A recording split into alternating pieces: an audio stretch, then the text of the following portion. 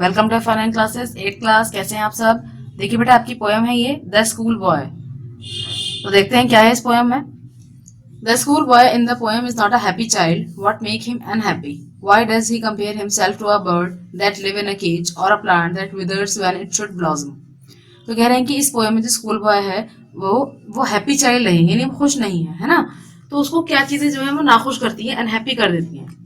और उसको जो है इस पोएम में क्यों एक बर्ड से कंपेयर किया गया है जो कि एक केज में है, एक पिंजरे में है, या एक उस प्लांट से कंपेयर किया गया है जिसको कुचल दिया गया है उसके ब्लॉसम होने से पहले, यानी उसके खिलने से पहले, है ना। तो देखते हैं क्या है इस पोएम में। तो पहले इसको रीड आउट करेंगे, उसके बाद इसकी मीनिंग समझेंगे, ठीक है। I love to rise in a summer morn when the birds sing on every tree, the distant huntsman winds his horn, and the skylark sings with me. Oh, what sweet company! But to go to school in a summer morn, oh, it drives all joy away. Under a cruel eye outworn, the little ones spend the day in sighing and dismay.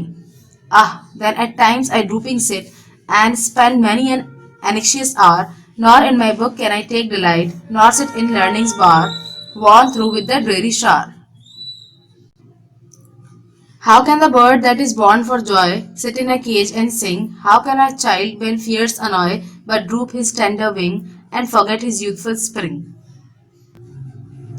O father and mother, if birds are nipped and blossoms blown away, and if the tender plants are stripped of their joy in the springing day by sorrow and care's dismay, how shall the summer arise in joy or the summer fruits appear? तो बेटा ये poem आपकी complete हुई। छोटी सी poem है ये।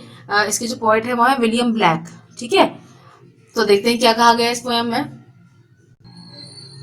आई love to rise in a summer morn when the bird sing on every tree. तो ये कह रहे हैं, ये जो है ना स्कूल बॉय है वो कह रहा है कि मुझे सुबह सुबह, यानी समर मॉर्निंग यानी समर मॉर्निंग, है ना। मॉर्निंग का एब्रीविएशन है मॉर्न। तो कह रहे हैं कि मुझे गर्मी की सुबह सुबह उठने में बहुत अच्छा लगता है, मुझे बहुत ही पसंद है इस गर्मी में सुबह सुबह उठना, जब पक्षी जो है गा रहे होते हैं हर पेड़ पर बैठे हुए, है ना। The distant huntsman winds his horn and the skylark sings with me. तो कह रहे हैं दूर से कहीं हंट्समैन की आवाज आ रही होती है, जैसे कोई हॉर्न बज रहा हो दूर दूर से कहीं कहीं से, है ना। और स्काईलार्क एक बर्ड है ना, और वो भी मेरे साथ गा रही होती है। Oh what sweet company. मुझे ये जो कंपनी है बहुत ही स्वीट लगती है, बहुत ही अच्छी लगती है, बर्ड्स की कंपनी है ना। और सुबह सुबह जब मैं उठता हूँ तो मुझे बहुत अच्छा लगता है। But to go to school in a summer morn, O it drives all joy away. तो कह रहे हैं लेकिन जब मुझे समर मॉर्निंग में सुबह सुबह स्कूल जाना पड़ता है तो सारा का सारा मजा खत्म हो जाता है ना। इस स्कूल जाना जो है ना सारा मजा अपने साथ ले जाता है, यानी मुझे उसमें बिल्कुल भी मजा नहीं आता, बिल्कुल भी अच्छा नहीं लगता।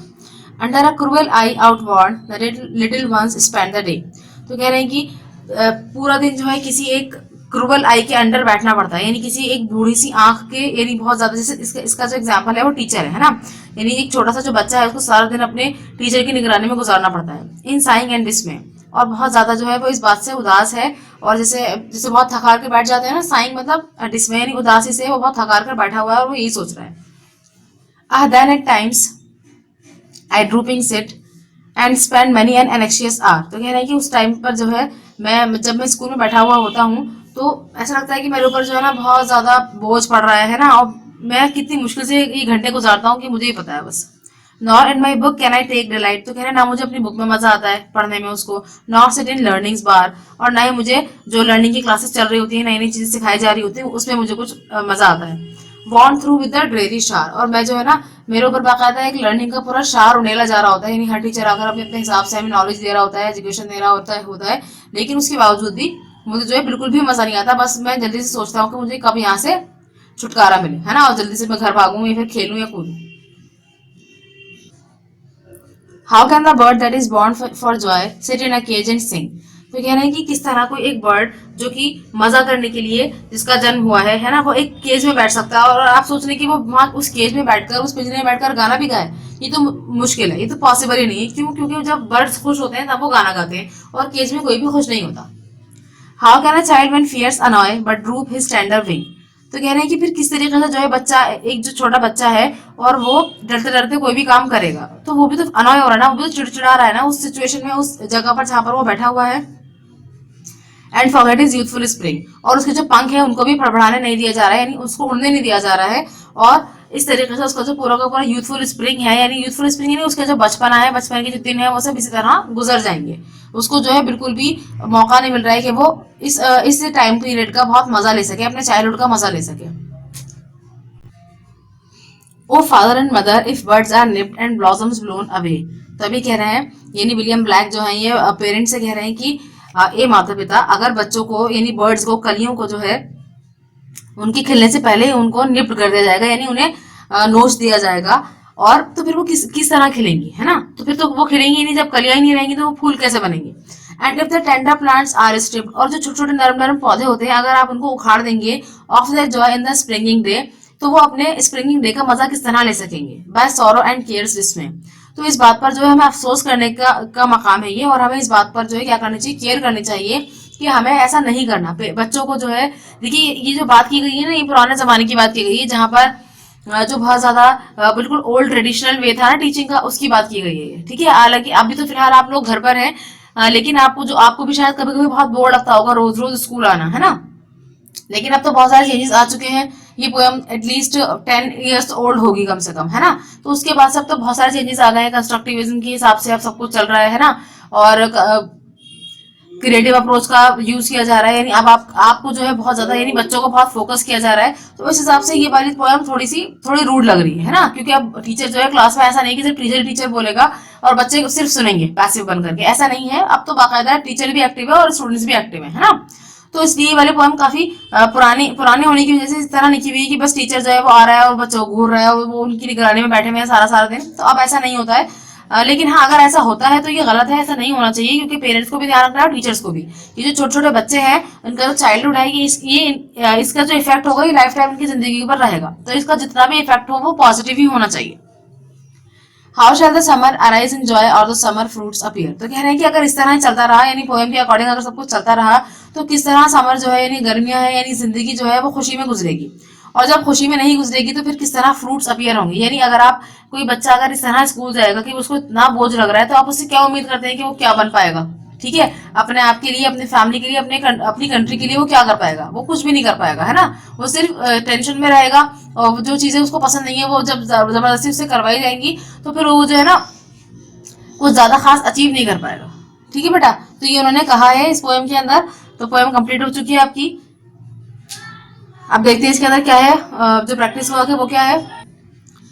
तो बेटा सबसे पहले ग्लॉसरी के अंदर आपको वर्ड्स मीनिंग दे रखे हैं इन्होंने। यहाँ पर देखिए निप है ना, और अपोस्ट्रोफी है और फिर डी लगा हुआ है ना, ये निप्ड की शॉर्ट फॉर्म है, यहाँ लिखा हुआ है निप्ड। पूरी फुल फॉर्म में इस तरह लिखते हैं इसको हम, है ना। तो इसका क्या मतलब होता है, to nip something in the bird is to stop और destroy it at an early stage of its development. यानी किसी भी चीज को आप बहुत ही मतलब उसकी बचपन में ही बिल्कुल शुरुआत में इसको तबाह कर देना, बर्बाद कर देना, उसको हम निप्ट बोलते हैं। जैसे कि कोई कली खिल रही है, उसको अगर आप नोच देंगे, यानी वहां से उसको हटा देंगे वहां से, तो फिर क्या होगा, फिर वो फूल नहीं बनेगा और वो कली जो है वो मर जाएगी, है ना। ऐसी स्ट्रिप्ड है, स्ट्रिप्ड की फुल फॉर्म यहाँ पर लिखी हुई है। स्ट्रिप्ड का मतलब होता है उखाड़ देना, या फिर वैसे तो धारीदार होता है इसका मतलब, है ना। यहाँ पर आता है प्लांट्स स्ट्रिप्ड ऑफ जॉय का मतलब है if Joy is taken away from plants, यानी अगर प्लांट से, यानी पौधों से अगर खुशी ले ली जाए। तो ये आपको लिखना है। इसकी हिंदी में भी मीनिंग लिखेंगे आप अपनी क्वेश्चन आंसर्स की नोटबुक में। अब इसके क्वेश्चन आंसर्स देखते हैं। क्वेश्चन आंसर्स के अंदर देखिए यहाँ पर फर्स्ट क्वेश्चन है, फाइंड 3 और 4 वर्ड्स या phrases in stanza 1 that reflect the child's happiness and joy.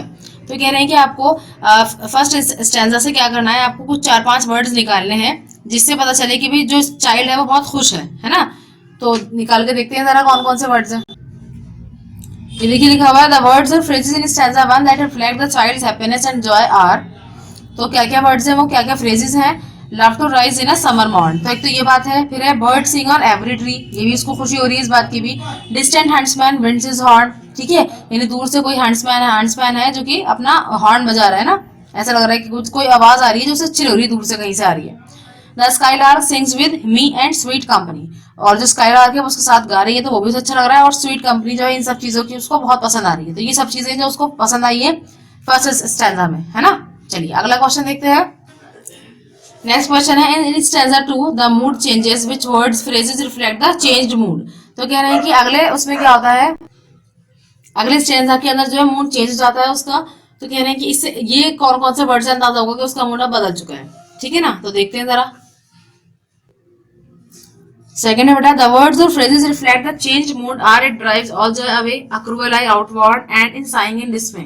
तो कह रहे हैं कि वो जो वर्ड्स ये फ्रेजेस हैं जिससे ही पता चलता है कि अब उसका मूड बदल गया, यानी उसे अब मजा आ रहा था अब मजा नहीं आ रहा है ना, पहले मजा आ रहा था मजा नहीं आ रहा है। तो वो फ्रेजेस ये हैं, it drives all joy away यानी वो सारी खुशी ले जाता है हमारी, अक्रूवल आई आउटवर्ड यानी हमें किसी भी एक बड़ी निर्दयी सी बड़ी क्रूवल आई के अंडर हमें बैठना पड़ता है, एंड इन साइंग इन डिसमे और जो है बिल्कुल थकान भरा और बिल्कुल एकदम निराश सा होकर के वो बैठा हुआ है। तो ये सभी जो है इससे अंदाजा हो रहा है कि उसका मूड बिल्कुल चेंज हो चुका है, पहले उसे खुशी हो रही थी लेकिन अब वो बिल्कुल भी खुश नहीं है।